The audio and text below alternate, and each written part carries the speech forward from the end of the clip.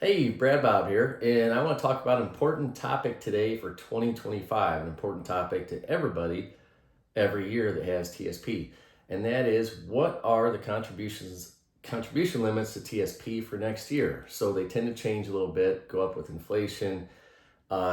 Next year is no different, kind of.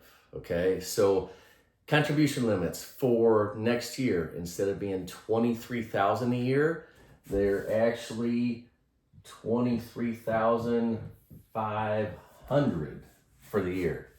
Okay, then your catch-up contributions. Catch-up contributions, that is how much you can put in the year that you turn 50 and older. Okay, it's an additional number that you can put in. So that number is 7,500. Okay, so we're up $500 from last year. Not a big change or a big difference. But there is one thing that's different and unique next year, okay?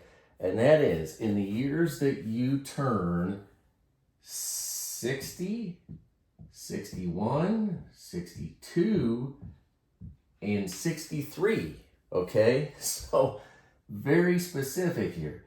In the years that you turn 60, 61, 62, or 63, your catch-up contribution, instead of being 7,500, is 11,250. Okay?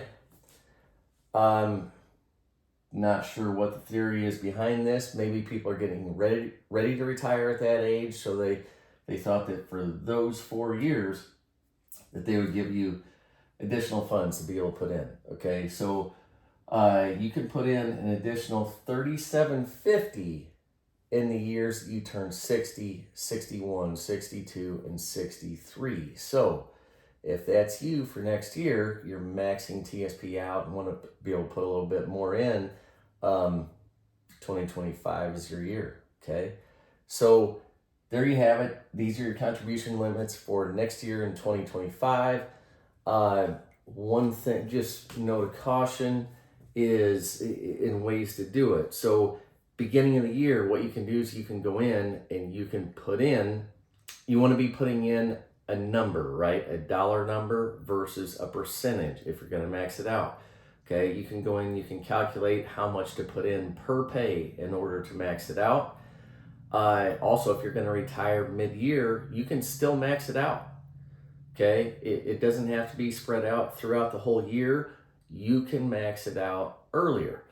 You can contribute up to your entire paycheck. Be careful. Now, if you're going to retire mid-year, okay, great.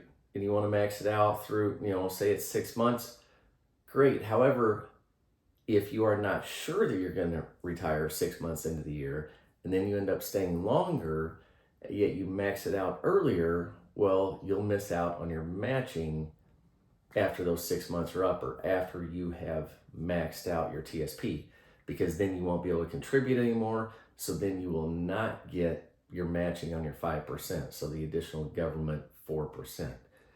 Okay. So just a couple nuances there. Be careful, do a little bit of planning, and now you know your limits for next year. Thanks, guys.